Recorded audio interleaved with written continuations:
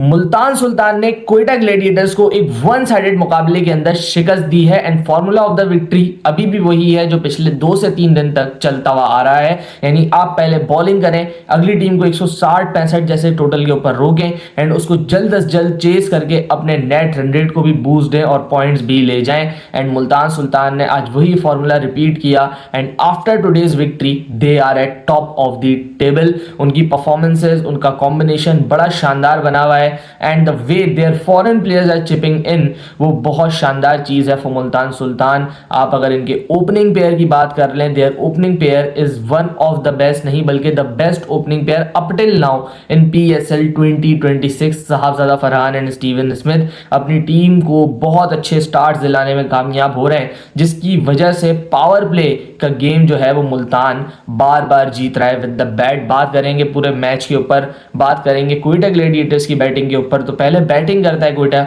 और आज नाफे ओपन कर रहे होते हैं इनिंग्स विद शामिल Hussain. Yes, it was a good move for Quetta gladiators के नाफे को ओपन कराई। साउथ खुद नीचे आया, ये कुर्बानी दी साउथ ने, बट स्टिल बहुत सारे लोग मे बी डिसएग्री भी करें मुझसे, लेकिन एक चीज ये है कि नाफे जैसा प्लेयर जो पाकिस्तान खेल चुका है एंड उसको पता है कि अगर मेरा चांस बनेगा तो वो नंबर 4 के ऊपर बनेगा या नंबर 5 के ऊपर बनेगा। सो नाफे से ओपन क्यों करवाई जा रही है? क्या हमारे दिमाग में while playing PSL Pakistan cricket का फ्यूचर नजर में नहीं होता? हमारे दिमाग में पाकिस्तान क्रिकेट की नीड्स नजर में नहीं होती? क्या नाफे को कभी as an opener Pakistan team में मौका मिल सकता है? जवाब है नहीं। अगर आप रियलिस्टिकली सोचें तो आप बोलेंगे नहीं मिल सकता है, क्योंकि फरहान भी मौजूद है हमारे पास, फखर जमान भी अपने आखिरी 2 से 3 साल खेलने के लिए बैठे हुए हैं, उसके बाद साइम अयूब है, आपके पास माज सदाकत है, समीर मिनास एक लाइन में आके लग गए। सो इतनी लंबी फहरिस्त है ओपनर्स की एंड मैं स्पेशली बात करूंगा नाफे की, बिकॉज नाफे ने पाकिस्तान को ऑलरेडी रिप्रेजेंट किया हुआ है। नाफे ने जो रिप्रेजेंट किया पाकिस्तान को कौन से नंबर पे बैटिंग करते हुए किया? 5वें पे या 4थे पे। सो इन नंबर्स पे अगर नाफे बैटिंग करेंगे तब जाके वो बेटर सूटेड प्लेयर बनेंगे और उनके लिए जो conditions in the middle order होंगी वो एलियन नहीं होंगी जब वो वहां पे परफॉर्मेंस देंगे तो। और पाकिस्तान टीम में मैं फिर क्लियर हूं कि नाफे को अगर चांस मिलेगा तो वो as a middle order batter मिलेगा, एज एन ओपनर नाफे की जगह बहुत बहुत मुश्किल है। स्टिल नाफे ओपन करते हैं given the conditions of Quetta Gladiators, जो अभी उनको नीडेड था, उन्होंने नाफे से ओपन कराया but that move didn't work, क्योंकि नवाज का बॉल बड़ा शार्प टर्न हुआ, उनके पैड पे लगा, Nafe got out very early in his innings.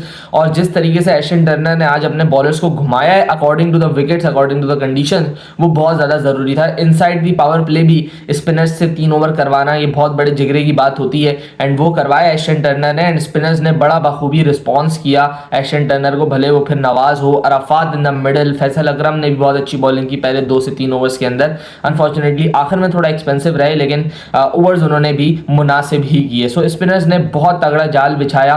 दूसरी तरफ अगर मैं कोयटा की बैटिंग की बात करूं, Saud Shakeel as a captain number 3 के ऊपर बैटिंग करते हुए 50 रन स्कोर करते हैं। हसन नवाज के 20 रन थे, बट हसन नवाज से एक शिकायत जरूर है कि हसन नवाज जो है ना, after being demoted in the middle order, बल्कि मैं कहूंगा कि मिडिल ऑर्डर में की डिमोशन से ये चीज नहीं है, बल्कि मैं ये चीज हसन में इस साल ही देख रहा हूं खाली, कि उनकी वो जो इंस्टिंक्ट होती थी ना कि अगर मुझे पहला बॉल ही लूज मिलेगा तो मैं पहली बॉल पे ही चार्ज करूंगा, या अगर ये मेरे पाले में देगा तो मैं चार्ज करूंगा, वो इंस्टिंक्ट हसन नवाज ना लूज करता जा रहा है। हसन नवाज ना जब 4थे नंबर पर बैटिंग करने के लिए आता है, वो समझता है कि मैंने गेम को लंबा करना है, भले कुछ भी हो जाए, भले मेरे आर्क में बॉल आए पहली 5 से 6 बॉलें, भले मेरे आर्क में ना आए, मैंने गेम को लंबा करना है, इसलिए मैंने रोकना ही रोकना है। सो ये चीज अगर वो पहले से ही सोच के आएंगे, सो पॉसिबली ये होता है कि आप लूज बॉल्स को भी मिस आउट कर जाते हैं। लेकिन मैं हसन को यही बोलूंगा कि अपने नेचुरल गेम पे एटलीस्ट स्टिक करे, भले वो किसी भी नंबर पे बैटिंग कर रहा हो। हसन नवाज का नेचुरल गेम एक अटैकिंग गेम है। यस, वो अच्छा खेल रहा है इन द मिडिल ऑर्डर, बट आज जैसी उसने बारी ली, आपने देखा कि वो बहुत ज्यादा इंटेंशनली बॉल्स को ब्लॉक कर रहा था। Even he walked into the crease when the power play was on, 3 overs बाकी थे पावर प्ले के, वहां पे वो अच्छा यूटिलाइज कर सकता था, बट उसके दिमाग में यही चीज थी कि मैंने इनिंग्स को लंबा करना है, मैंने इनिंग्स को लंबा करना है। तो उसको कोई बैठा के बात करे कि अपने नेचुरल गेम से दूर ना हो, नेचुरल गेम को लेके चलते हुए आप इस रोल को कैसे अडेप्ट करते हो, वो बहुत ज्यादा मैटर करता है। सो हसन नवाज के लिए यही बस एक पैगाम है कि इफ यू डोंट किल इस किलर इंस्टिंक्ट जो कि उनके पास है, तो ये बहुत ज्यादा बेनिफिट करेगी for Pakistan as well as himself too. Saud की 50 आई, लेकिन इसके अलावा किसी ने भी खातिर खा कोई एडिशन नहीं की अपार्ट फ्रॉम बेवन जैकब्स, जो कि अपना दूसरा गेम खेल रहे थे, न्यूजीलैंडर हैं, अच्छी इन्होंने बैटिंग की, 48 रन इन्होंने जोड़े हैं, अच्छी बैटिंग कर रहे थे एंड आखिर में भी कोयटा को 166 तक जो लेके गए उसमें बेवन जैकब्स का बहुत बड़ा रोल था। एंड न्यूजीलैंड के प्लेयर हैं, जैसे हम लोग पहले बात कर चुके हैं, विकेट कीपिंग भी करना जानते हैं, बैटिंग भी करना जानते हैं। मैकडर्मिट को आज रेस्ट करवाया था क्वेटा ग्लैडिएटर्स ने, राइली रूसो को वापस लेके आए थे, बट अनफॉर्चुनेटली राइली रूसो एक बड़ी सॉफ्ट डिसमिसल पे आउट हुए।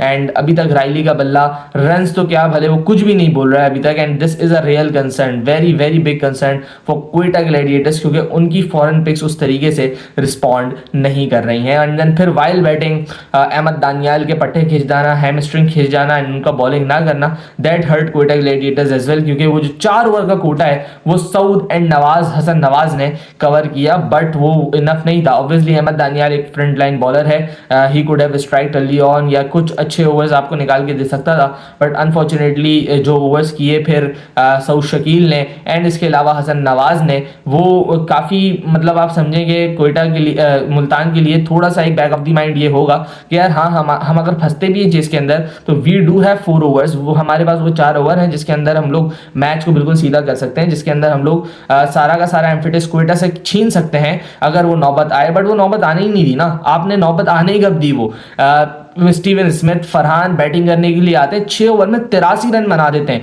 यार अगर आप 160 चेस करते हुए 6 में 83 बना दोगे तो पीछे तो बचा ही कुछ नहीं, एंड यही किया है मुल्तान सुल्तान ने आज के दिन। भले वो फरहान हो भले वो स्मिथ हो, स्मिथ एट वन टाइम वो 10 बॉलों पे 31 पे खेल रहा था, फरहान ने 12 से 13 गेंदों पे 30 रन पे बैटिंग कर रहा था जब वो आउट हुआ है। सो ये इंस्टिंक्ट जो है, ये जो चीजें हैं, ये जो माइंडसेट है, इसकी वजह से पहले 6 ओवर में ही मैच क्वेटा ग्लैडिएटर्स से बहुत बहुत दूर चला गया था, and that was the reason कि जिसकी वजह से क्वेटा ग्लैडिएटर्स कभी मिडिल में या उसके बाद भी गेम के अंदर नहीं आ पाया, क्योंकि enough chances were taking from Sahibzada Farhan and Steven Smith, and उसके बाद जो मिडिल ओवर्स थे उसमें सिर्फ यही डिमांड ऑफ द आवर थी कि आपने रोकना है, सिंगल करना है, रोकना है, सिंगल करना है। अगर कोई बॉलर आपको मुश्किल भी लग रहा है और आप उसका ओवर आसानी से खेल जाए, उसको विकेट ना दें एंड अपने रन रेट को थोड़ा चेक इन रखें, जिस तरीके से उस्मान तारिक का किया, उसको 3 ओवर्स उन्होंने कराए, 19 रन दिए, कोई चांस नहीं लिया ना उसको विकेट दी। सो यही फायदा मिल जाता है, यही थोड़ा सा लेवरेज मिल जाता है जब आप पावर प्ले के अंदर ही गेम दूर लेके चले जाते हैं। एंड ऑब्वियसली मैंने आपको पहले बताया हुआ Quetta Gladiators will struggle with their bowling, क्योंकि बड़े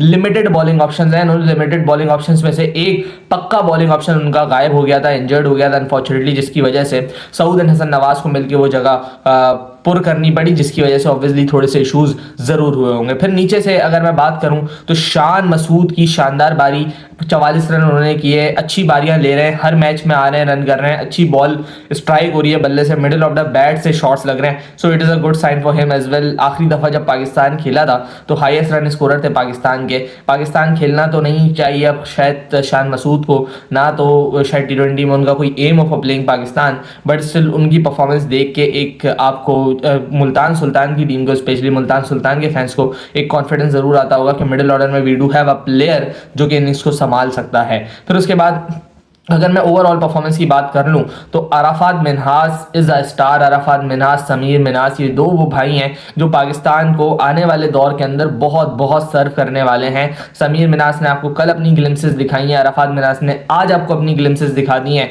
एंड अराफात मिन्हास अगर इस टाइम के वक्त अगर आप सोचो जहां पे हम लोग पीछा छुड़ाना चाह रहे हैं from the players like Shadab और मोहम्मद नवाज, इवन वहां पे अराफात जैसा हैंडी ऑलराउंडर बहुत ज्यादा वर्कआउट कर सकता है। आज भी 4 ओवर में खाली 14 run, 2 wickets, sensational spell of bowling from Arafat Minhas, जिस तरीके से उसने बॉल किया। And I really love the way Multan Sultan are using him, क्योंकि आप अगर देखें तो अराफात को जिस नंबर पे बैटिंग करवा रहे हैं वो उसको अलाउ करता है कि वो अपना प्रॉपर चांस ले, प्रॉपर टाइम ले एंड देन उसके बाद अपनी इनिंग्स को पेस करे। अनफॉर्चुनेटली आज आउट हो गया, लेकिन पिछली 3 इनिंग्स के अंदर उसने बड़ा शानदार खेला था, एक्सेलरेट भी अच्छा किया था at the end of the innings. So ये सारी चीजें बहुत ज्यादा पॉजिटिव्स हैं even for him as well as Pakistan Super League as well as Pakistan cricket, क्योंकि अराफात या किसी भी यंगस्टर को इस्तेमाल करना, टीम में तो सब ले लेते हैं, जैसे आपने अब्दुल्ला फजल, शाहजेब खान को टीम में तो ले लिया, लेकिन इस्तेमाल करने का भी ढंग और सलीका हर किसी के पास नहीं होता।